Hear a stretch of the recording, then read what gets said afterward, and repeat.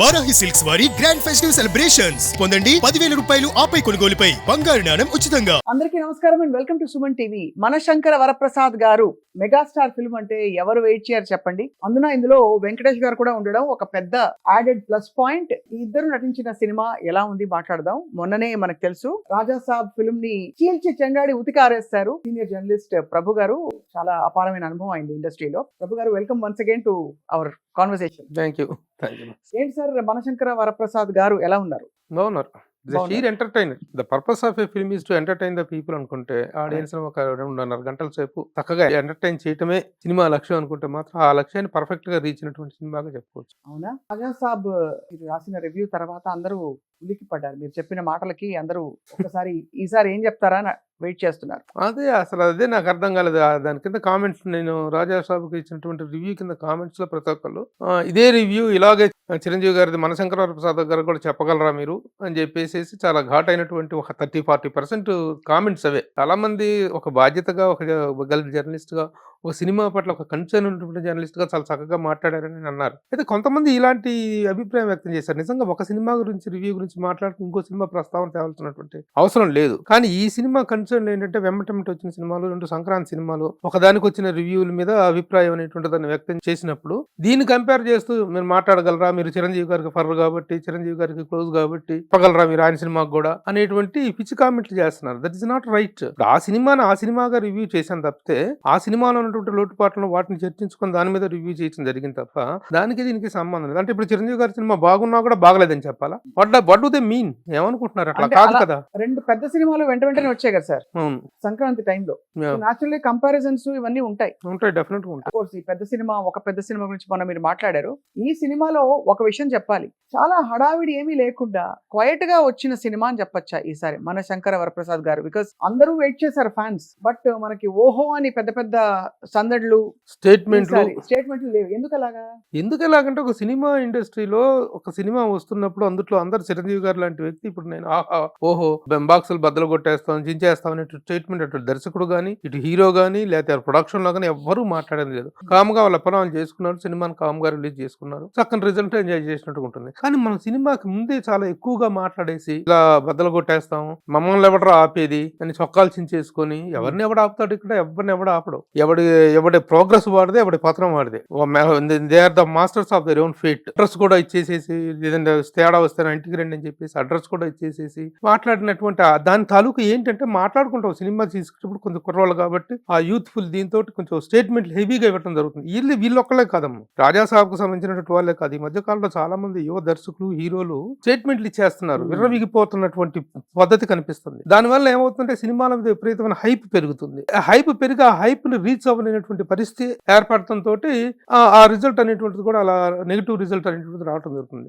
కానీ మనశంకర వరప్రసాద్ గారి సినిమాకు సంబంధించిన వాళ్ళు ఒక సినిమా చేశారు, చక్కగా కష్టపడ్డారు, రిలీజ్ దాకా ఎంత పబ్లిసిటీ అవసరం అంతవరకు పబ్లిసిటీ చేసుకున్నారు, ఎంత మాట్లాడాలో అంతవరకు మాట్లాడారు. కాబట్టి ఆ రిజల్ట్ కూడా అవైటెడ్ రిజల్ట్ అనేటువంటిది, ఎక్స్పెక్టెడ్ రిజల్ట్ అనేటువంటిది నీట్ గా వచ్చింది. చాలా తక్కువ టైంలో ఈ సినిమా నిర్మాణం జరిగినట్టు అనిపిస్తుంది. అంటే ఇప్పుడు జరుగుతున్నటువంటి నిర్మాణ పద్ధతులు, పరిస్థితుల్ని కనుక మనం చూసినట్టు ఒక్కొక్క సినిమా 3 ఏళ్ళు 4 ఏళ్ళు తీయటం ఒక ఫ్యాషన్ అయిపోయింది. ఆ రాజమౌళి గారు ఏ పుణ్యానంటూ ఆ సిస్టమ్ అనేటువంటిది పెట్టారు. ఆయన ఎవడైనా ఫ్లాప్లు ఇవ్వటం ద్వారా నష్టం కలిగిస్తారు ఇండస్ట్రీకి, కానీ సక్సెస్ ఇవ్వటం ద్వారా నష్టం కలిగించిన వ్యక్తి రాజమౌళి గారు.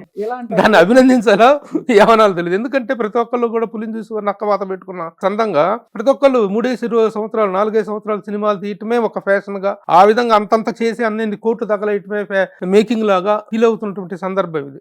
అలాంటి సమయంలో చిరంజీవి గారు అంటే ఒక పెద్ద మెగాస్టార్ ని పెట్టుకొని, వెంకటేష్ లాంటి ఒక పెద్ద స్టార్ ని పెట్టుకొని, నయనతార లాంటి ఒక బిజీ హీరోయిన్ పెట్టుకొని, ఇంత ప్రొడక్షన్ 6 months లో దాదాపు 125 or 130 days లో చేశారు షూటింగ్. అంత తక్కువ టైంలో సినిమాని లాస్ట్ సంక్రాంతికి వస్తున్నాను తీసేసి పెద్ద సక్సెస్ కొట్టినారు అనిల్ రావిపూడి. నెక్స్ట్ సంక్రాంతి రాకముందు ఇంత పెద్ద సినిమాని డెలివరీ చేయగలిగాడు అంటే టు బి అప్రిషియేటెడ్. అది ప్రొడక్షన్ అంటే. అది ఒక డైరెక్టర్ కి సినిమా పట్ల, మేకింగ్ పట్ల, ఇటు పట్ల ఉన్న కాన్సన్ట్రేషన్ అంటే అది. ఆ విధంగా చేశారు కాబట్టి ఆ సినిమా ఇంత తక్కువ టైంలో నిజంగా చాలా హెల్దీ ప్రొడక్షన్ అని చెప్పుకోవచ్చు. హెల్దీ అంటే ఏమిటి? అంటే తక్కువ టైంలో తీయడం, బడ్జెట్ లిమిటేషన్స్ మెయింటైన్ చేయటం, ఒక సినిమాకి ఒక మార్కెట్ ఉంటుంది, ఒక రేంజ్ ఉంటుంది, ఒక ఇది ఉంటుంది. బట్ సార్ ఇవన్నీ క్రియేటివ్ ఎక్స్ప్రెషన్స్ కదా, ఉమ్. క్రియేటివ్ సెన్సిబిలిటీస్ కదా. ఎంత మనం క్రిటిక్స్ అయినా జర్నలిస్టులు అయినా దాన్ని ఎలా తప్పు పడతాం, ఏ ప్రాతిపదికన తప్పు పడతాం? ఇది కొలమానం అని చెప్పడానికి 100 రోజులు తీస్తే గ్రేట్, 150 రోజులు అయిపోతే నాట్ వెరీ గ్రేట్ అని ఎలా చెప్తాం? Very good question. ఇది ఎందుకంటే ప్రతి ఒక్కళ్ళు ఆలోచించాల్సింది, సమాధానం తమకు తాము ఎత్తుక్కోవాల్సి, సమాధానాలు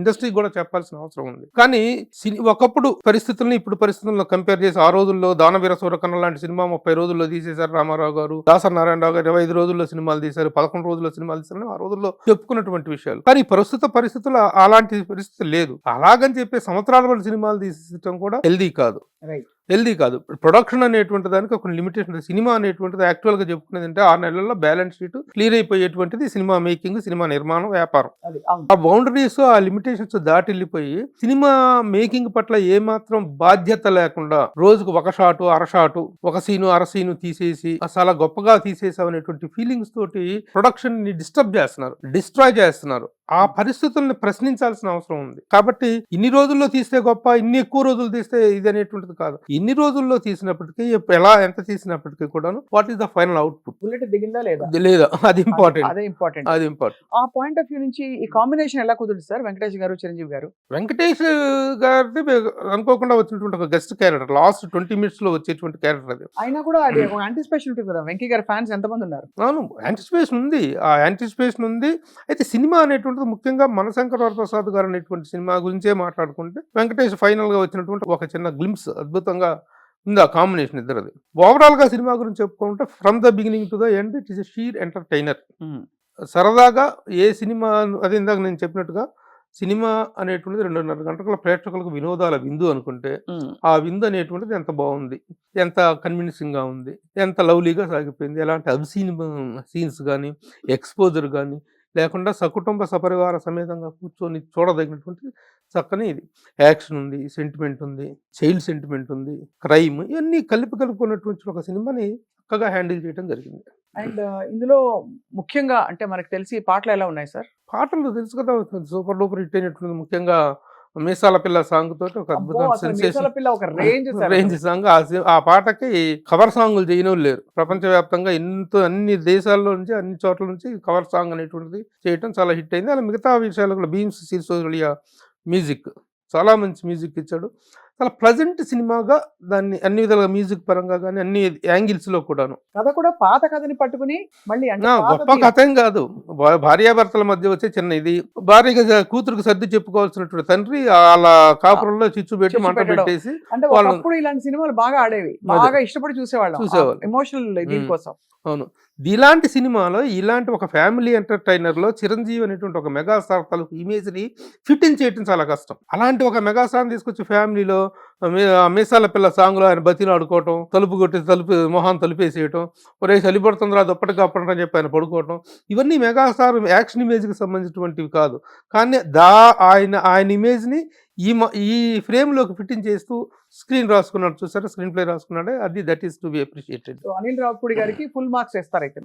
సెక్యూరిటీ ఆఫీసర్ చిరంజీవి గారు, ఆ సెక్యూరిటీ ఆఫీసర్ ఫ్యామిలీలో ఈ అమ్మాయి ఒక కోటీశ్వరుడు మల్టీమిలియనర్ కూతురు, వాళ్ళిద్దరికి పెళ్లి అవ్వటం అనేటువంటి తండ్రికి ఇష్టం లేదు. ఆ తండ్రి చేసినటువంటి ట్రిక్స్ ఏంటి, ఆ కాపురంలో ఎలా వాళ్ళిద్దరిని విడదీశాడు, ఆ పిల్లలకి వాళ్ళు ఎలా దూరం అయ్యారు, ఆ పిల్లలు మళ్ళీ ఎలా కలిశారు, దిస్ ఈస్ ద అంతే. చివరిలో వెంకటేష్ ఎంట్రీ ఒక అద్భుతం, చాలా చక్కగా వెరీ కన్విన్సింగ్ గా చేశారు. సార్ ఇందులో ఒక విషయం అడగాలి, చిరంజీవి గారు గత ఆల్మోస్ట్ ఒక 5-10 years గా ఆయన కంప్లీట్ గా ట్రాన్స్ఫార్మ్ అయిపోయారు, లీన్ అండ్ ట్రిమ్ అయిపోయారు, యంగ్ గా కనిపిస్తున్నారు. ఏమిటి సార్ సీక్రెట్?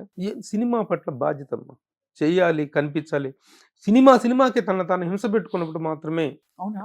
ఈ సినిమా గ్యాప్ లో ఒక 1 or 2 months ఏమో కొంచెం రిలాక్స్ అవుతాడేమో, మళ్ళీ సినిమా వస్తుంది, మళ్ళీ క్యారెక్టర్ ఈ క్యారెక్టర్ ఈ గెటప్ ని, ఈ మేక్ ఓవర్ ని డిమాండ్ చేస్తుంది అనుకున్నప్పుడు దానికి తగ్గట్టుగా బాడీ మార్చుకొని తను హింసించుకున్నప్పుడు మాత్రం ఈ మేక్ ఓవర్ పార్ట్.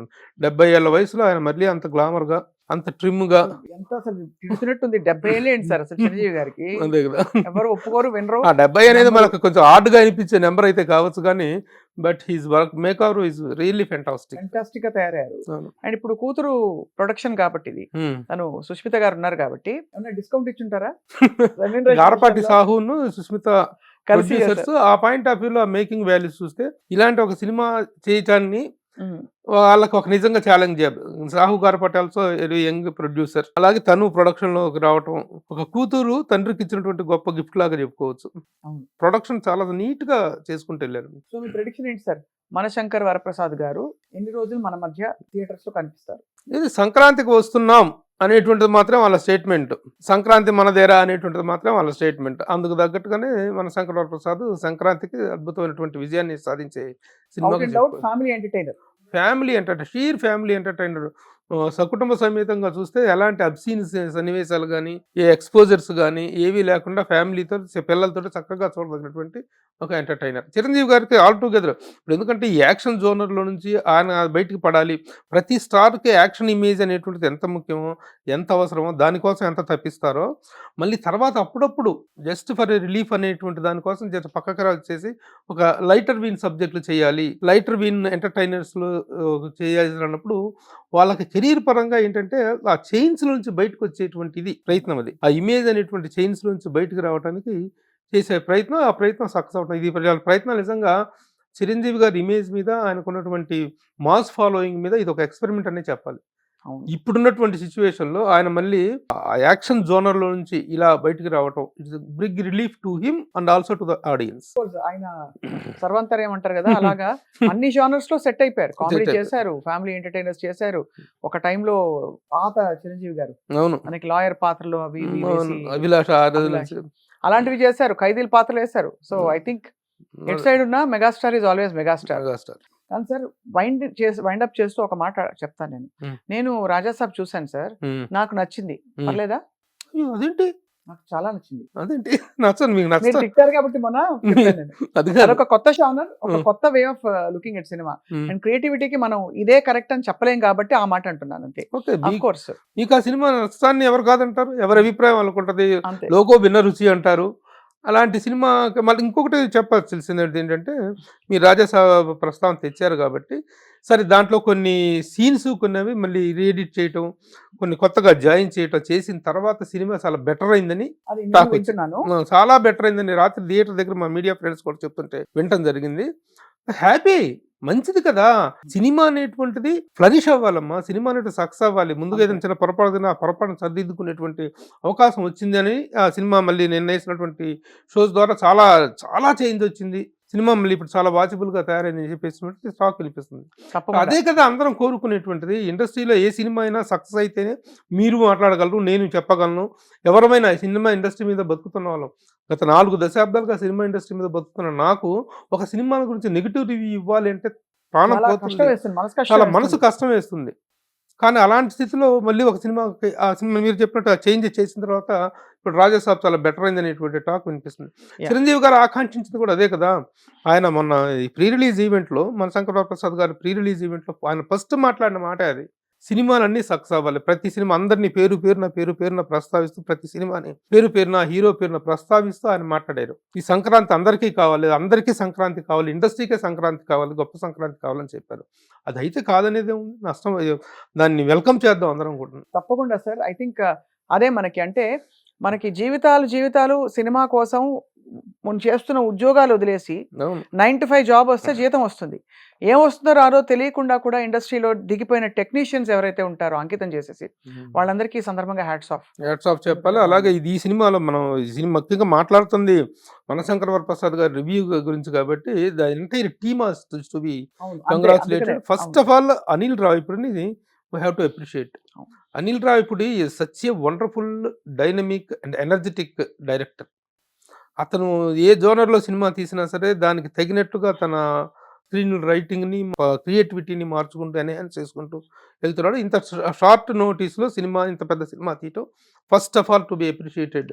ఖచ్చితంగా అతన్ని అప్రిషియేట్ చేయాలి. తర్వాత మిగతా యూనిట్ మొత్తం కూడా, ఎడిటర్ కానీ the entire unit is to be appreciated and all the best. మీరు అన్నట్టు అందరూ బాగుండాలి, అందులో మనం ఉండాలి అనే కాన్సెప్ట్ ఉంది. అలాగే రాబోయే సినిమాలు కూడాను సంక్రాంతికి ఇంకా చాలా ఇన్ని సినిమాలు సంక్రాంతికి రావటం అనేది చిన్న పెద్ద తేడా లేకుండా తర్వాత రాబోయే చిన్న మంచి హీరోలు వస్తున్నాయి.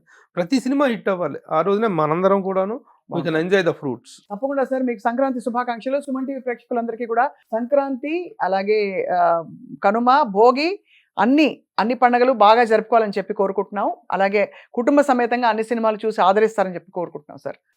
Thank you. నమస్తే అమ్మా.